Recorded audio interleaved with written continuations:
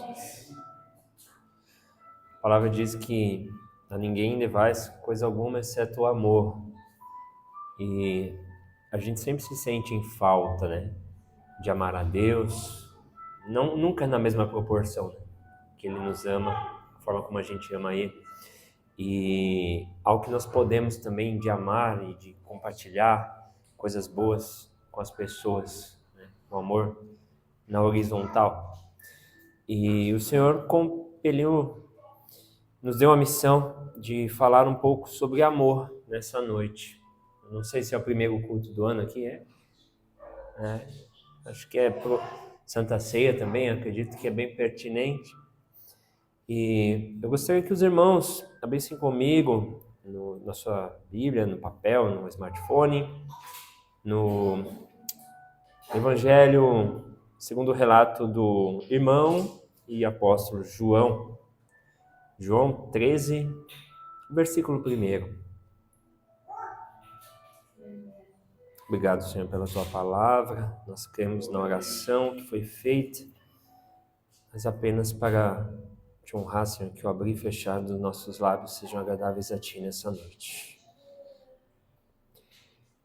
João 13, capítulo 13, versículo 1 diz assim: Antes da festa da Páscoa, Jesus sabia que havia chegado sua hora de deixar este mundo e voltar para o Pai. Ele tinha amado seus discípulos durante seu ministério na terra e os amou até o fim. Amém. Apenas o versículo 1. Quando nós olhamos para esse texto, algo que não está escrito, mas pela forma que foi escrito, a gente entende que João, ele vai falar que Jesus sabia que havia chegado sua hora. O que é esse chegado sua hora? É um eufemismo, é uma forma sutil, gentil de falar que ele sabia que ele ia morrer. Ele sabia que ele ia ter que bater de frente com a morte. E João escreve dessa forma, que havia chegado a sua hora. Isso revela que o apóstolo João tinha entendido que não era só a morte, Jesus ia morrer, mas que Jesus ia cumprir uma missão. Tinha uma missão para ser feita. Então era a hora da missão, não era a hora da morte.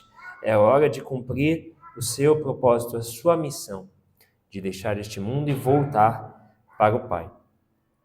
E na sequência o texto diz que ele tinha amado seus discípulos durante seu ministério na terra.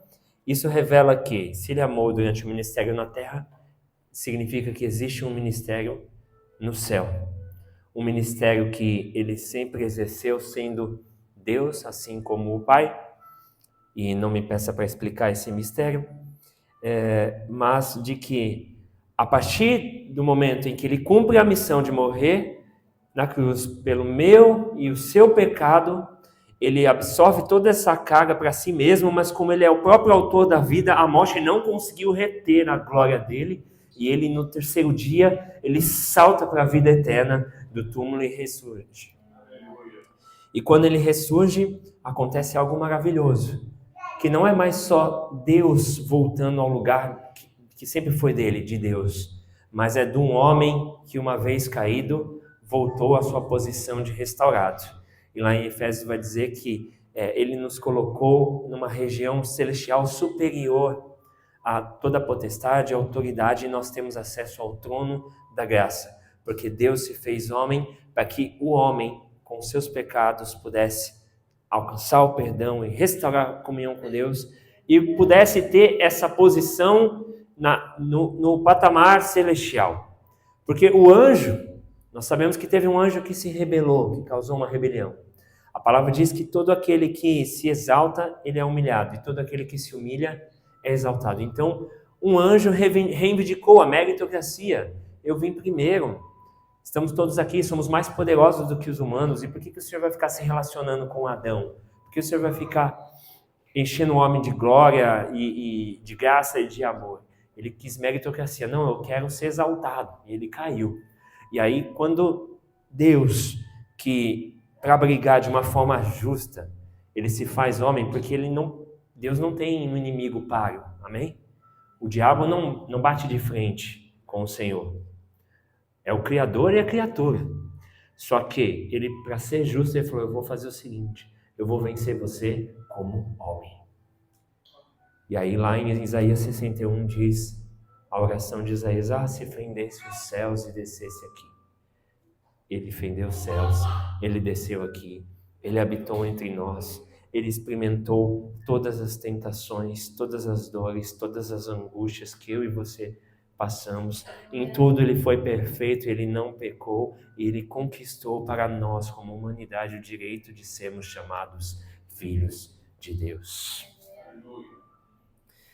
Quando a gente fala de amor, eu não lembro o nome do autor, mas tem um autor secular que ele explicou que o amor tem 4 formas de demonstrar.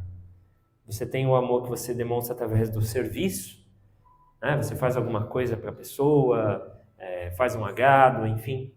Tem o amor que é o da palavra, do elogio. Você dá um elogio para a pessoa, demonstrar através de um obrigado, uma gratidão verbal, né? Através verbalizando a palavra. Existe o amor também, que é a forma de presentear, onde eu vou lá e provenho alguma coisa, eu trago uma coisa que a pessoa não espera para casa, né?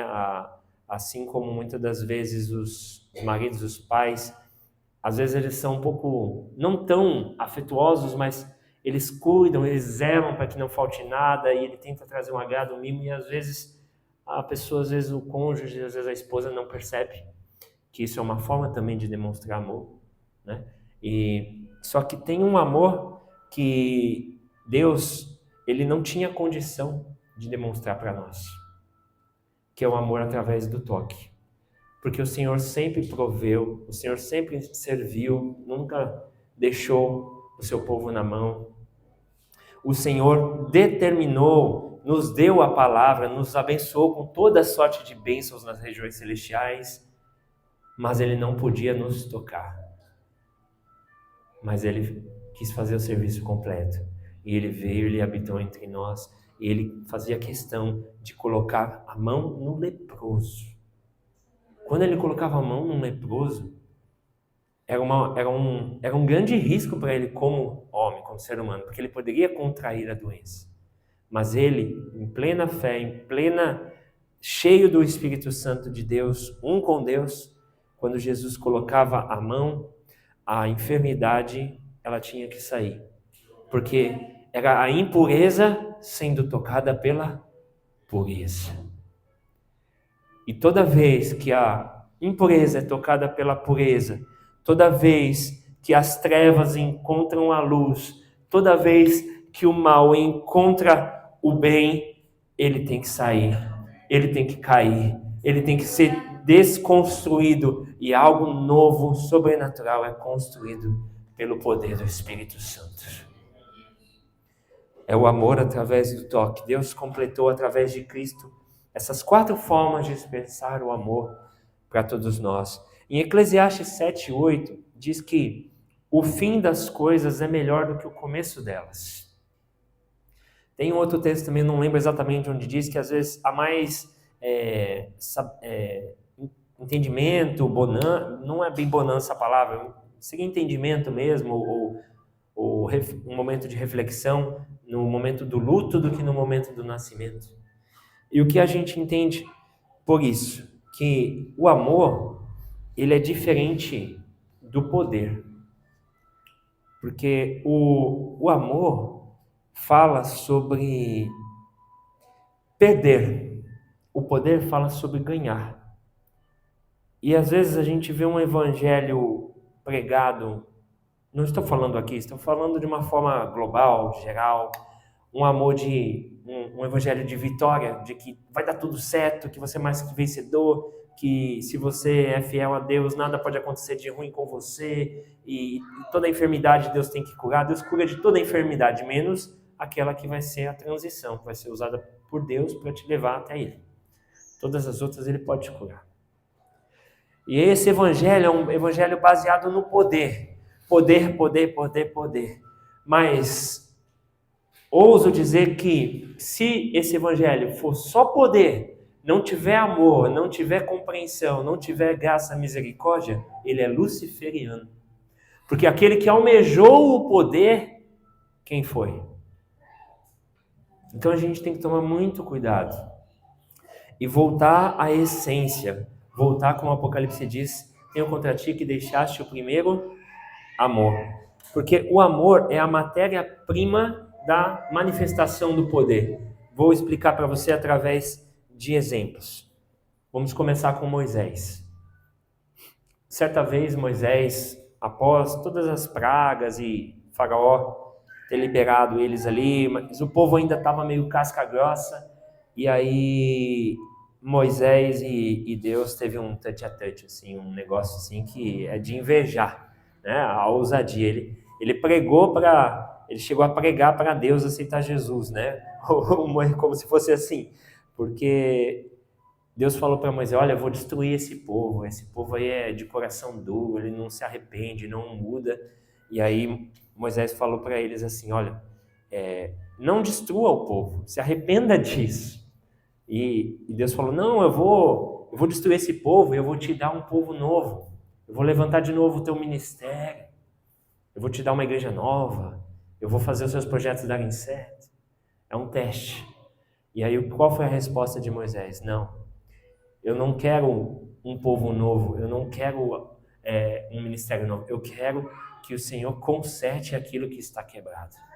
Ele amou aquele povo. E toda vez que você chega a Deus em amor, principalmente demonstrando um pedido pelo outro, isso quebra o coração de Deus, comove o coração de Deus a teu favor.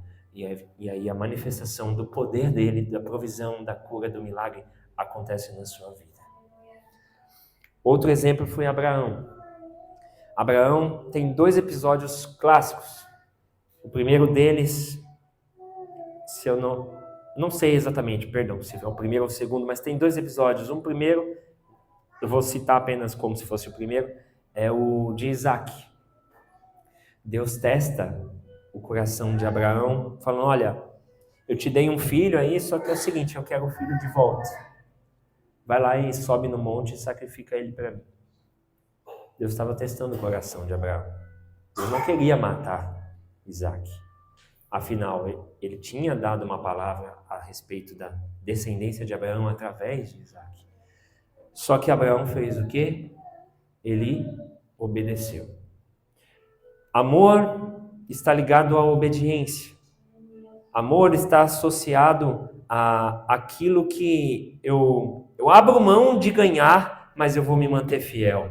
Eu vou me manter obediente. Eu vou fazer aquilo que Deus quer, mesmo que me custe perder alguma coisa, alguma vantagem financeira, mesmo que eu tenha que abrir a mão de algum prazer, mesmo que eu tenha que ferir o meu ego, ser humilhado, mas eu não vou deixar de obedecer ao Senhor.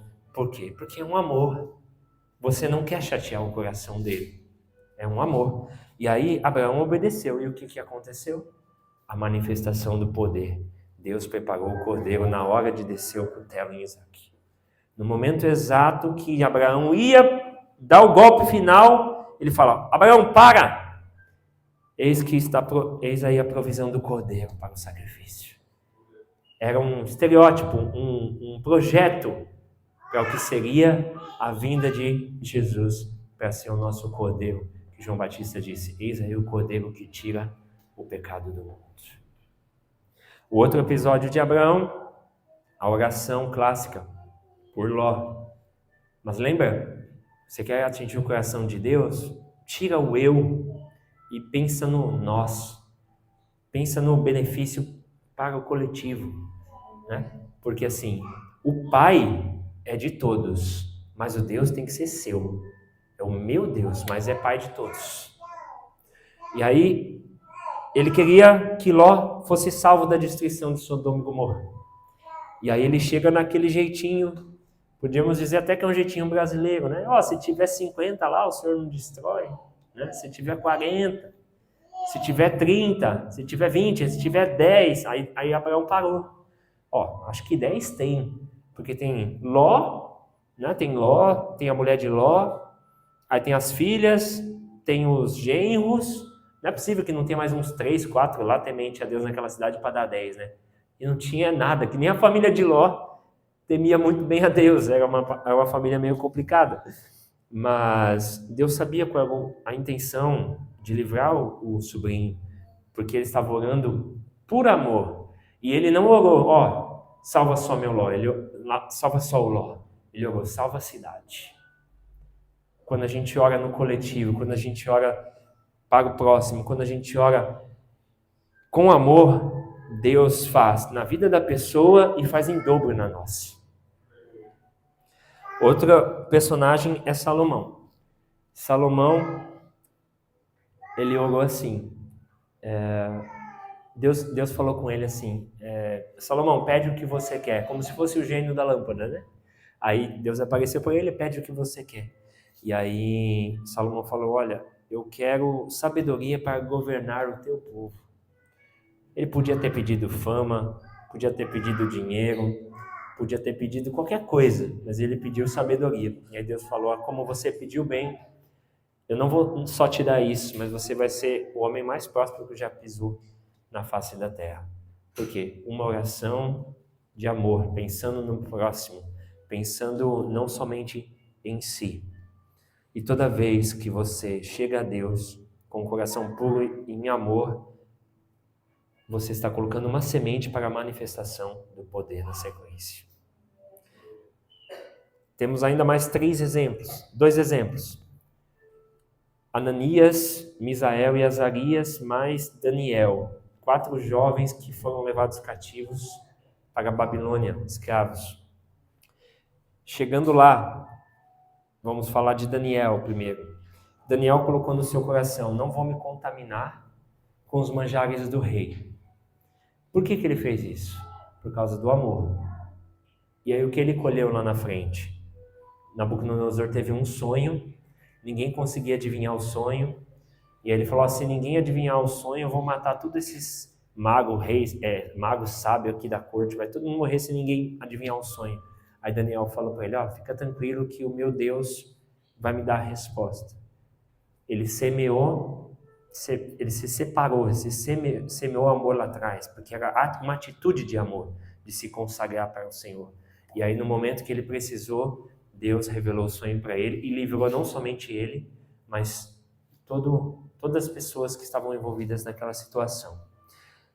E Ananias, Misael e Azarias passaram por isso também. Foi feita uma estátua.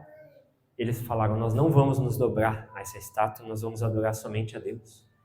Semearam amor, porque é uma obediência. E aí, o que foi a consequência de semear o amor? Foram jogados na fornalha.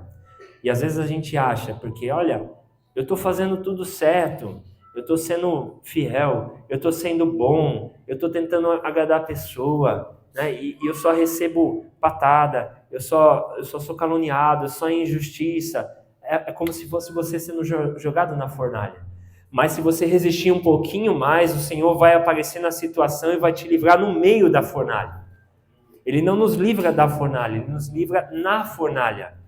Ele não livrou o povo de passar no meio do mar. Não livrou o povo de passar do mar, ele livrou o povo no meio do mar.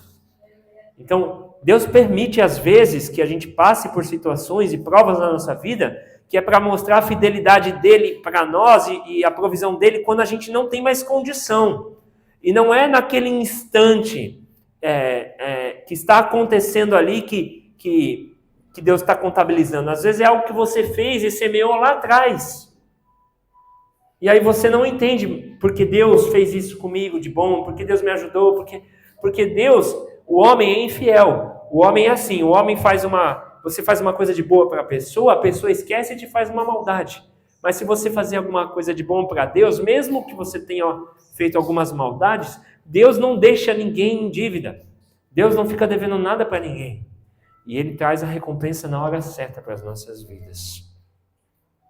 Ainda Daniel, mais para frente, o pessoal estava querendo matá-lo e armaram uma cilada para ele. Daniel, você Não, quer dizer, não tem como fazer esse Daniel cair. Ele é perfeito na administração do que o rei entregou na mão dele. Vamos fazer o rei assinar uma ordem aqui que em 30 dias ninguém pode fazer nenhuma oração para nenhum deus e só orar para o nome do rei, né? Chega a ser uma idolatria. E Daniel continuou fazendo a mesma coisa. Ele continuou indo para o seu quarto. A palavra diz que ele orava 3 vezes por dia. E ele sabia do risco, mas ele falou: vou ser fiel ao meu Deus, porque o amor é obediência e o amor também é fidelidade e é intimidade. O quarto também significa intimidade. E aí no momento que ele precisou, ele foi pego, foi jogado na cova dos leões, mas o Senhor livrou ele na cova dos leões. No Salmo 49:8 diz que a salvação de uma alma é caríssima, ninguém pode pagar. Mesmo que vendesse fazendas e juntasse todo o dinheiro do mundo, não consegue pagar.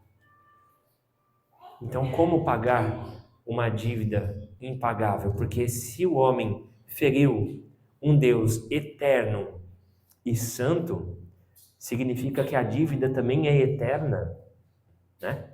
E é santo, ou seja, é um negócio que tem que ser perfeito, tem que ser algo perfeito. E a palavra também diz que eu vos amei quando vocês ainda não eram pecadores. Que eu vos amei primeiro quando eram pecadores. A palavra diz que é por causa das pisaduras dele que nós somos sarados.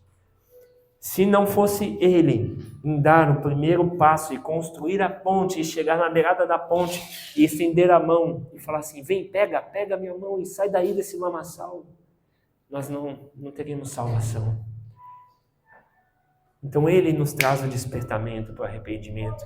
Ele desceu, ele construiu a ponte, uma cruz que liga a terra ao céu, ao sacrifício de Jesus, o caminho vivo. O véu do templo foi rasgado e ele está com as mãos estendidas, nos amando e pedindo para nós: filho, filha, confia, pega na minha mão e vem com teu pai. Em João 3,16 diz que Deus amou o mundo de tal maneira que deu o seu Filho unigênito para que todo aquele que nele crê não pereça, mas tenha vida eterna. Para quantos ele deu a vida? Para todos aqueles que nele creem. A salvação não é só da igreja A, B ou C. A salvação não está num país. A salvação não está, nem vou ousar dizer, não é uma questão de religião. A salvação está em Cristo Jesus. Ele é o caminho, a verdade e a vida. Ninguém vai ao Pai senão por Ele. E eu queria contar uma história bem rápida para vocês, que é um dilema de um rei. Certa vez esse rei fez uma lei que dizia assim: olha, se alguém for pego roubando, eu vou arrancar os 2 olhos. Quem for pego roubando vai ter os 2 olhos arrancados. E aí acabou o problema de corrupção do reinado. Ninguém mais roubava nada. Todo mundo ficou com medo lascado. Só que aí uma vez teve um jovem que foi lá e roubou. E ele foi pego. E aí chegaram para o rei: olha, rei, nós pegamos um jovem roubando. Agora precisamos fazer o seu decreto cumprir. Aí ele falou: qual o problema nisso? Só tem um problema, rei. Esse jovem é o seu filho. Esse jovem é o seu filho. E aí? Eu já sou pai. Eu tô vendo pessoas aqui que também já têm filhos. Como que vai proceder numa situação dessa? Se ele, como rei, manda cumprir, os súditos, a população vai falar: nossa, esse nosso rei é muito mau e tirano. Não poupou nem o próprio filho. Só que se ele também não cumpre, é porque era o filho do rei. A regra só serve para o pobre, para o rico não serve. Para o da realeza não serve. E aí, como acabar com esse dilema? E aí o rei falou assim: não tem problema, faz assim, deixa o meu filho com os olhos dele e arranca os meus. Ele nos amou quando ainda éramos pecadores. E os seus olhos não estão fechados para ver aquele que tem um coração quebrantado e contrito na sua presença. O amor do Senhor nos constrange. Qual o peso do pecado, do seu pecado? Se pudéssemos colocar aqui, eu sempre gosto de usar essa ilustração. Imagina que há uma balança aqui na minha mão direita, você está vendo como se fosse a esquerda, e na minha mão esquerda como se fosse a direita. Existem duas balanças. Em uma mão estão todos os seus pecados, certo? E na outra está o sacrifício de Jesus. Aqui há muito peso, certo? E aí o que acontece quando você olha para a sua multidão de pecados? Eu não mereço, Deus não me ama, Ele não me escolheu, eu vou desistir porque eu não consigo, eu não sou perfeito, vai passar um tempo, eu vou errar de novo, eu vou cair de novo, eu vou fraquejar de novo. Isso pesa, isso vai lá até o chão. É muito pecado, é muita consciência ruim. Só que existe um peso de glória colossal do outro lado. E quando você coloca o sacrifício de Jesus para medir em comparação com os seus pecados, o que é mais poderoso? Os seus pecados ou o sacrifício de Jesus na cruz do Calvário? E aí o peso da glória do sacrifício de Cristo vai lá para baixo. E os seus pecados ficam tão leves que o Senhor fala assim: dos seus pecados, das suas transgressões, eu não me lembrarei mais. Porque Ele olha a justiça do Filho perfeito. E se nós nos apoiarmos na justiça do Filho perfeito e permanecer no seu amor, Ele permanece em nós, assim como Ele permanece no Pai. E Ele, o Pai, vem e fazem morada no nosso coração. E nos tornamos um só com Ele. Amém? Abra sua Bíblia, já estou caminhando para o final, em 2 Coríntios 5, 14 e 15.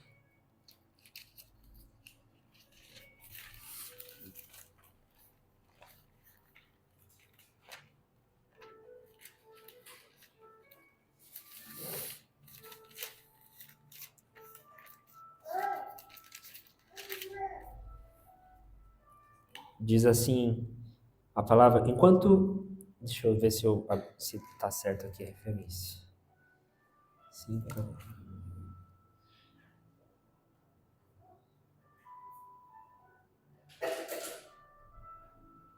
Acho que é Colossenses, deixa eu ver se eu anotei errado aqui.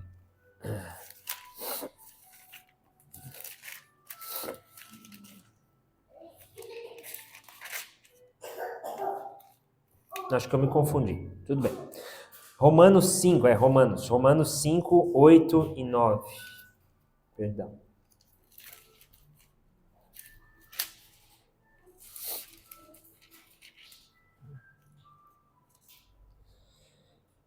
Diz assim: mas Deus nos prova seu grande amor ao enviar Cristo para morrer por nós quando ainda éramos pecadores. E uma vez que fomos declarados justos por seu sangue, certamente seremos salvos da ira de Deus por meio dele. Pois, se quando ainda éramos inimigos de Deus, nosso relacionamento com ele foi restaurado pela morte de seu Filho, agora que já estamos reconciliados, certamente seremos salvos por sua vida. Agora, portanto, podemos nos alegrar em Deus, com quem fomos reconciliados por meio de nosso Senhor Jesus. Existia uma dívida impagável. O problema não é o diabo. A gente acha que o problema é o diabo, mas o problema é recair a ira de Deus sobre nós. Porque o maior inimigo é aquele que é mais poderoso. Então é melhor ser inimigo do diabo do que ser inimigo de Deus. Porque até o diabo, um dia, ele vai ter a sua sentença final. Certo? Agora, se você estiver do lado de Jesus, do lado de Deus, agora se você estiver contra Deus, é melhor ser até inimigo do diabo do que inimigo de Deus. Então existia uma ira por causa do pecado do homem, que ela foi saciada na cruz do Calvário através de Jesus. E o que faremos nós se desprezarmos tão grande salvação, essa oportunidade que nos é dada? E caminhando agora para o final, eu sei que é Santa Ceia, eu só gostaria de fazer uma breve reflexão, aproveitando a ocasião de que falamos sobre o poder, né, e sobre o amor, que quando o amor ele quando é semeado o amor, Deus manifesta o poder. Mas no Evangelho de Mateus e de Lucas é relatado o nascimento de Jesus, e a palavra diz que Jesus ele foi gerado pelo poder do Espírito Santo. E quando a gente vai falar sobre ceia, quando a gente vai falar sobre esse momento que vamos partilhar daqui a pouquinho, a gente está falando da morte de Jesus. Então, você tem dois eventos. Você tem o poder de Deus manifesto no nascimento e você tem o amor de Deus manifesto na morte. Eu não vi o Senhor Jesus pedindo cerimônia para a manifestação do seu nascimento, do seu poder. Mas na maior prova de amor, que foi se doar por nós na cruz do Calvário, morrer na cruz, ele disse: fazei isso em memória de mim. Toda vez que estiverem juntos, reunidos, partilhando o pão, fazei isso em memória de mim. Ele quer que nós lembremos do amor dele por nós, para que possamos também estar dispostos a morrer para as nossas paixões, para as nossas vontades, para que ele viva dentro de nós. Amém? Feche os seus olhos. Gostaria de orar agradecendo por essa palavra. Obrigado, Senhor, por a tua palavra que é viva, fiel, é uma espada de dois gumes, que fala conosco, Senhor, em todas as áreas e esferas da nossa vida. Obrigado por conhecer mais uma parte da tua família aqui reunida neste lugar, nessa noite. Senhor, que o teu amor mais uma vez nos constranja, que o nosso coração possa estar quebrantado para receber a tua palavra e para que ela frutifique dentro de nós, Senhor. Que possamos, Pai, viver o verdadeiro amor, conforme o Senhor resumiu toda a lei, o amor a Deus acima de todas as coisas e ao próximo como a nós mesmos, Pai, que é um símbolo da tua cruz, o amor vertical e o amor horizontal, Senhor. Obrigado, Senhor, por tudo e nos enche, nos revigora, nos restaura, Pai, nos levanta, Pai, que nós possamos sair daqui renovados na nossa fé, na nossa esperança de um dia estar contigo e dispostos de mesmo que se aconteça de o Senhor não chegar até nós, mas sabendo que nós estamos indo por amor até a Ti. Possamos viver com essa palavra, Senhor, que possamos estar prontos para morrer a nossa vida na esperança de estar no caminho, na direção ao Teu encontro. Em nome de Jesus. Amém. Amém.